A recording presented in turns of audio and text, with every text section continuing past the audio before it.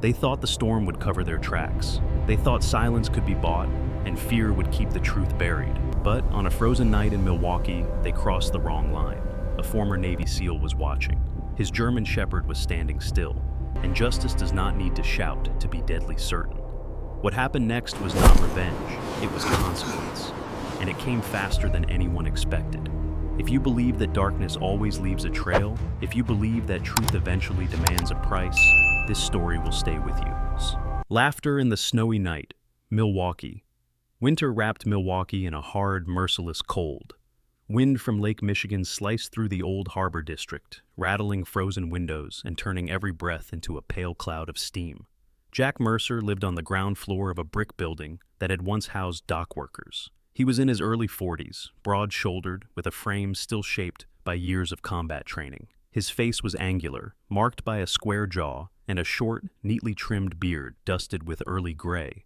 A faint scar ran along his right cheekbone, the kind that told a story without asking permission. His dark hair was kept close to the scalp, practical and unstyled.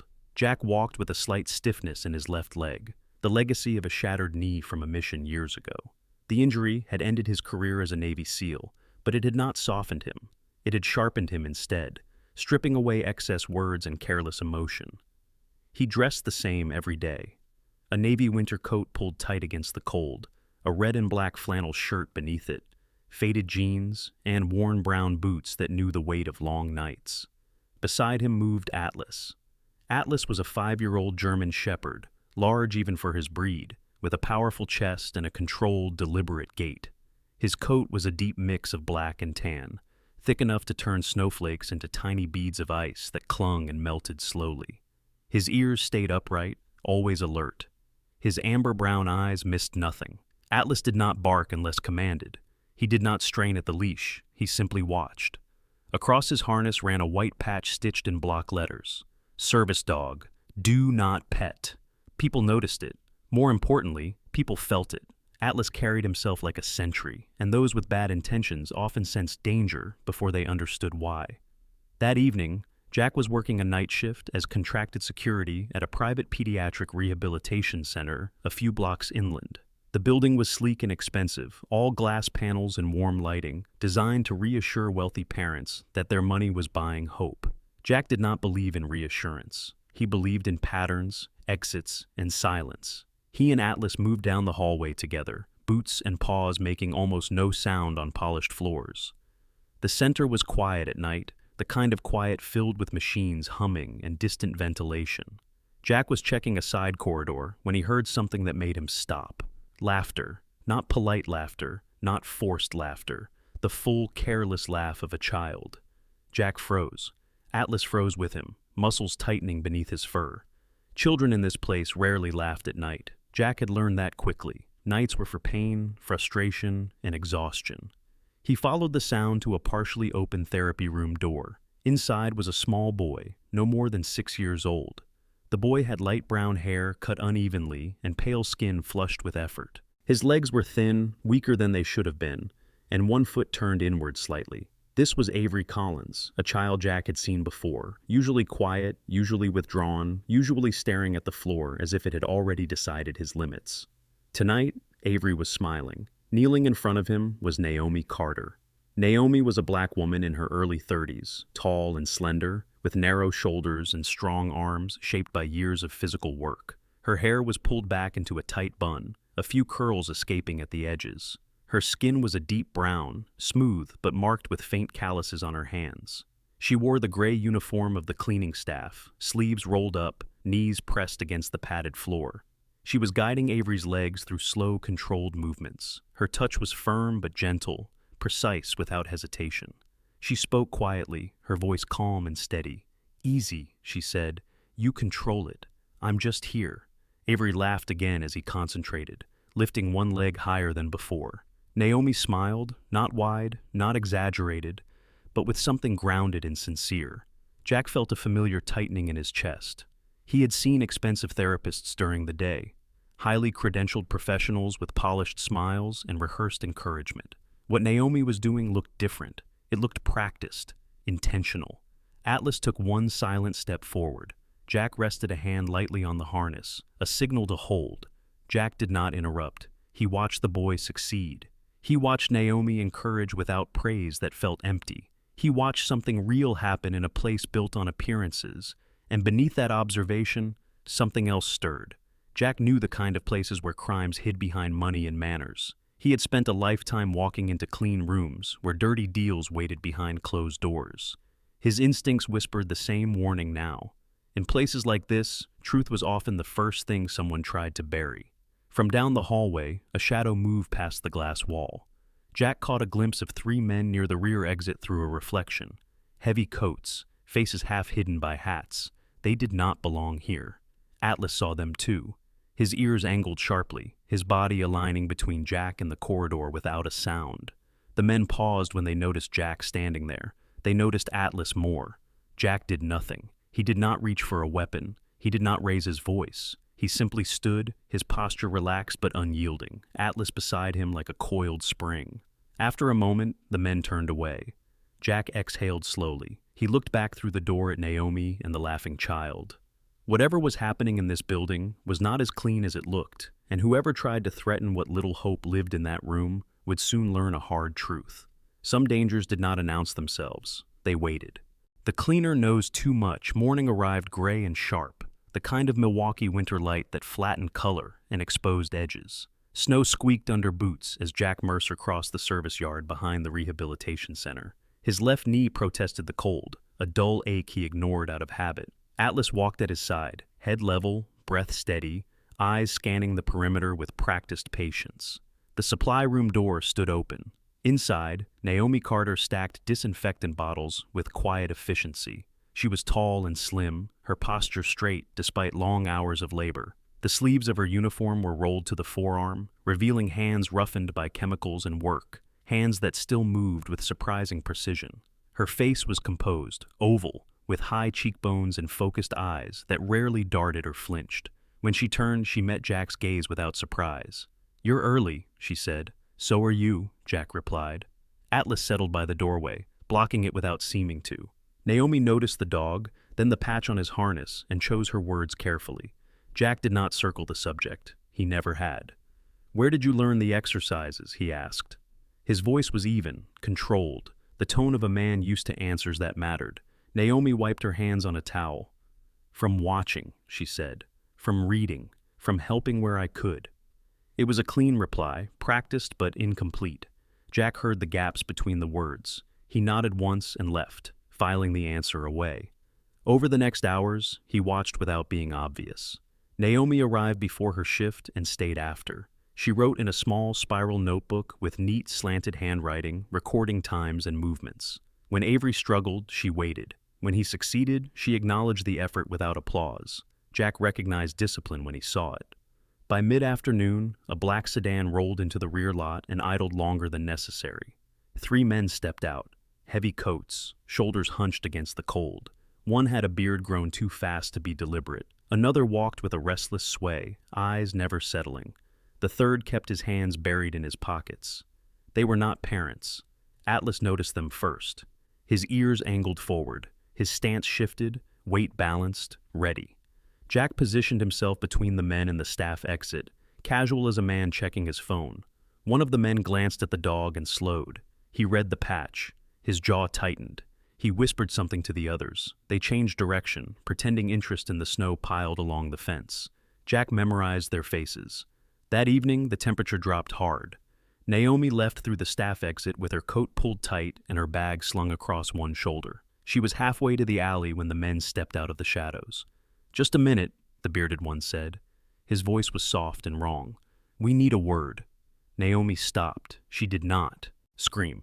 She did not run. Her shoulders stiffened and her chin lifted a fraction. "I'm off the clock," she said. "That's fine," another replied.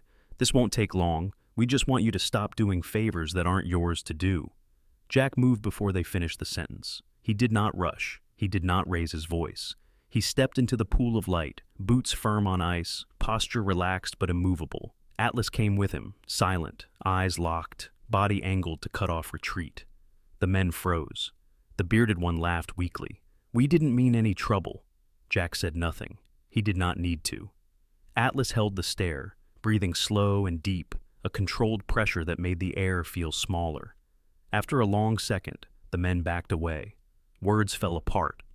Threats turned into apologies that meant nothing. They disappeared into the dark. Naomi exhaled only after they were gone.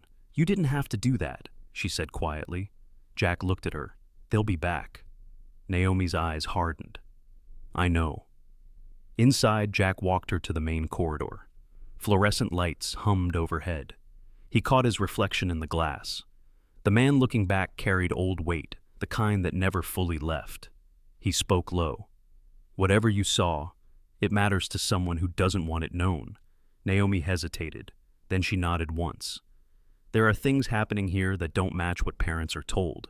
Details matter," Jack said. She met his gaze. "So does timing." They parted without promises. Later that night, Jack sat in his apartment, snow ticking against the window. He cleaned his boots and checked Atlas's harness for wear. The dog watched him with calm attention. Jack thought about the men, about the center, about the way money could hide harm behind clean walls.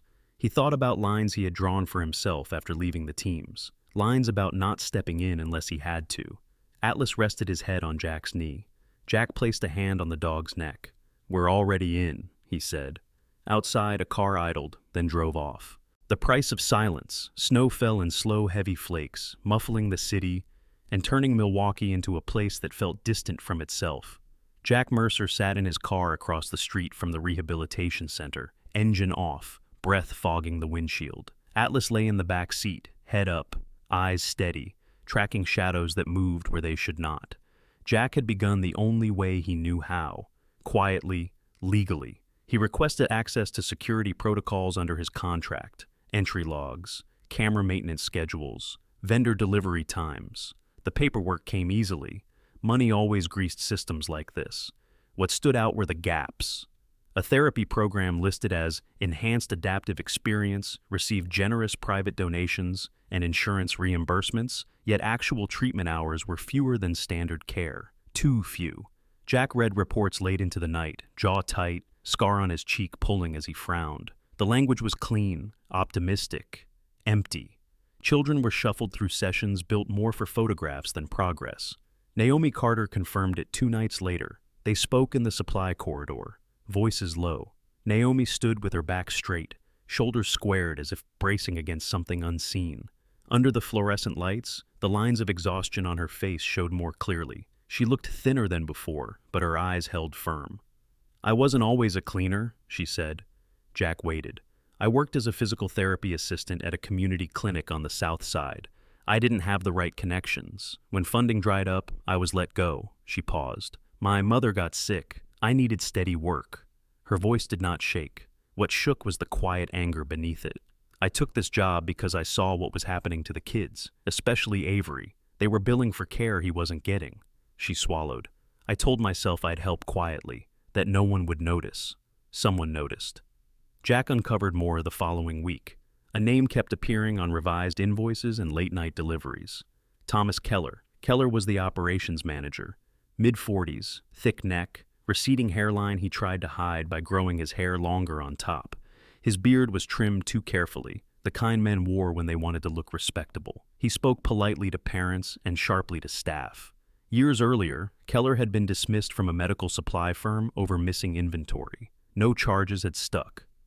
Jack followed the money. Equipment ordered for pediatric therapy was being resold. Pain medication intended for patients was diverted. The back alley deliveries Naomi had seen were real. Keller used a local crew to move product. Silence was enforced with threats and terminations.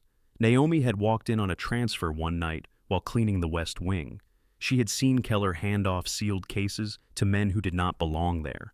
One of them had smiled at her, like he already owned her fear. That was the mistake. Jack sat with the knowledge and waited. He had promised himself never to chase ghosts again, never to carry someone else's war. The knee injury had not only ended his service, it had taken men he trusted with it. The silence after that loss had almost broken him. Atlas shifted in the back seat, sensing the change. Jack reached back and rested his hand on the dog's shoulder. Solid, warm, real. He made his choice.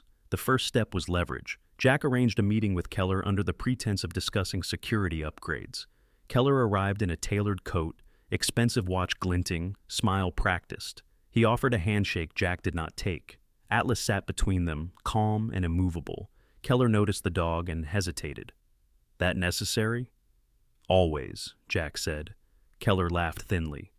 "We don't have trouble here." Jack leaned back, eyes steady. "Trouble doesn't announce itself."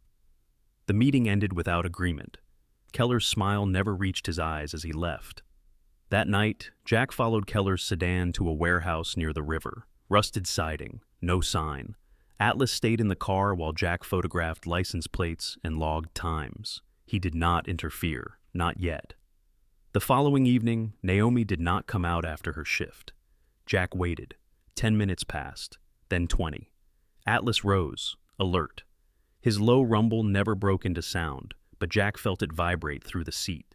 Jack found Naomi in the service hallway, cornered by two men. One was tall and thin with a crooked nose, the other shorter, wide, hands shoved deep into his coat. "Just reminding you," the taller said, "that accidents happen." Jack stepped in. Atlas followed. The air changed instantly. Jack did not touch them. He did not threaten. He simply stood where they could not move past him, his presence heavy and final. Atlas's eyes never left their hands. The shorter man's breathing quickened. "Leave," Jack said.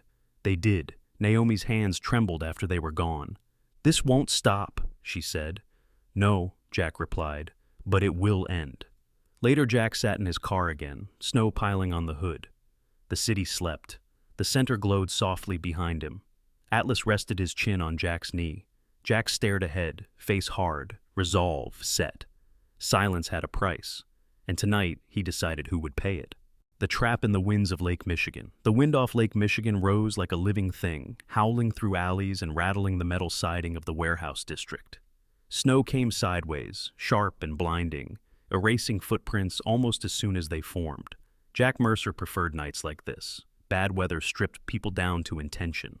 He planned with the patience of a man who had survived battle by waiting longer than the enemy. He did not play detective, and he did not pretend to be law enforcement. He built a clean line of facts.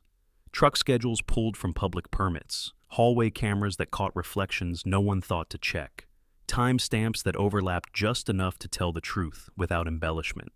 Naomi Carter knew the risk. She insisted on staying visible, not hiding. Tall and slender beneath a borrowed winter coat, she kept her chin level, fear pressed down into resolve. Her hands shook when the wind cut through the loading bay, but she did not retreat. She understood that silence had already nearly cost her everything. Jack positioned Atlas first. The German Shepherd stood just inside the warehouse threshold, massive shoulders squared, black and tan coat dusted white. At 5 years old, Atlas carried himself with the calm authority of an older animal. His amber eyes followed movement, not faces. His breathing was slow. The white patch on his harness caught the yellow light. "Service dog, do not pet." It was not a request. It was a warning. The trap was simple. Keller's crew had grown confident. They believed Naomi would break. They believed Jack was only security. Confidence made men careless. The storm brought them. A black van slid into the loading bay, tires crunching on ice. 3 men jumped down, collars up, faces raw from cold. One was the bearded man Jack had seen before, cheeks red, eyes darting. Another was younger, thin, with restless hands that never stayed still. The third moved slower, heavier, carrying a knife he touched, as if to remind himself it existed. They saw Naomi first. They did not see Jack. The younger man grabbed her arm. Naomi stumbled back toward the shelving, breath catching, boots skidding on ice-dusted concrete. "Enough," the bearded one said. "You're coming with us." Jack stepped into the light. His left leg moved stiffly, but each step landed with certainty. He wore no mask, no badge. His face was hard and still, the lines around his eyes deepened by years of choosing restraint over rage. Atlas moved a half step ahead of him. No growl, no bark, just presence. The men froze. The knife came up, then hesitated. Atlas shifted, cutting the exit with his body, eyes locked on the blade. The air seemed to tighten around them. "Drop it," Jack said. His voice was quiet, carrying easily through the wind. The knife clattered to the floor. The heavy man lunged anyway, panic breaking discipline. Jack closed the distance with controlled speed, twisting the arm, using leverage instead of force. The man went down hard but unbroken, breath knocked from him. The younger man tried to run. Atlas moved. One command, low and precise. Atlas blocked the path, body angled, teeth still hidden. The man skidded to a stop, hands raised, fear finally louder than bravado. Police sirens cut through the storm moments later. Jack had already called them. Red and blue lights painted the snow. Officers moved in, cautious, weapons lowered when they saw the scene controlled. The leader of the group was cuffed beside the van, stolen equipment stacked behind him like an accusation. Thomas Keller arrived soon after, face pale, coat too thin for the cold. His beard could not hide the tremor in his jaw. Keller looked at Jack. "You don't understand?" Jack did not answer. Naomi stood shaking near the shelves, tears cutting clean lines down her cheeks. Relief and fear tangled together until she could not tell them apart. An officer draped a blanket over her shoulders. As the storm eased, the truth settled. Evidence logged, statements taken. Keller and the crew led away. Atlas returned to Jack's side and sat, posture easing only when the danger had passed. Snow melted into his fur, darkening it in streaks. Jack watched the van disappear. He felt no triumph, only a steady, grounding certainty. Justice, when done right, was quiet. Light upon the snow fell gently now, nothing like the violence of the storm that had carried the truth to the surface. Milwaukee breathed again, streets softened by white, sounds muted as if the city itself were choosing restraint. The investigation moved quickly. The private center closed its doors within days. Parents gathered in small knots of anger and disbelief as auditors explained what had been done in clean language that could not hide the harm. Children had been reduced to line items. Progress had been staged. Trust had been sold. Avery's mother was among them. Linda Collins was a woman in her early 30s, average height, slim from years of worry rather than intention. Her hair was light brown, worn loose and pulled back only when she was tired. Her skin was pale with faint freckles across her nose. She spoke softly, but with a steadiness that surprised people who mistook gentleness for weakness. When she learned the truth, her hands shook. Then they stilled. She thanked Naomi first. She thanked Jack second. She did not thank the center at all. Jack Mercer refused interviews. He declined recognition. When a city official suggested a commendation, Jack shook his head and said only one thing: protect the one who spoke up. Naomi Carter stood beside him, shoulders drawn inward as if unused to being seen. She had changed little, same straight posture, same careful gaze. But there was a new weight lifted from her expression, a tension released that had lived there longer than Jack had known her. Help came quietly. A local veterans organization offered a small grant. A neighborhood church opened a basement room with good light and heat that worked. Volunteers painted walls, donated mats arrived in mismatched quarters. Nothing was perfect. Everything was honest. They called it a community therapy room. Naomi stepped into her work like someone returning home. She wore simple clothes now, comfortable and practical. Her hands still bore calluses, but they moved with confidence and care. Children came shy and left taller, not because they were healed, but because they were believed in. Avery improved week by week. His legs strengthened, his balance steadied. He laughed often. Linda watched from the doorway, tears quiet and frequent. Jack came sometimes. He did not hover. He stood near the wall, hands in his coat pockets, observing. Atlas stayed close, sitting or lying where he could see the room. Children learned quickly not to rush him. Parents noticed the harness and kept their distance. The patch remained clear.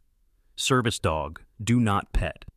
The message traveled. Word spread among the kind of men who tested boundaries. The former Navy SEAL worked there sometimes. He did not threaten. He did not posture. He simply existed, with the dog. Trouble chose other streets. Jack's days changed shape.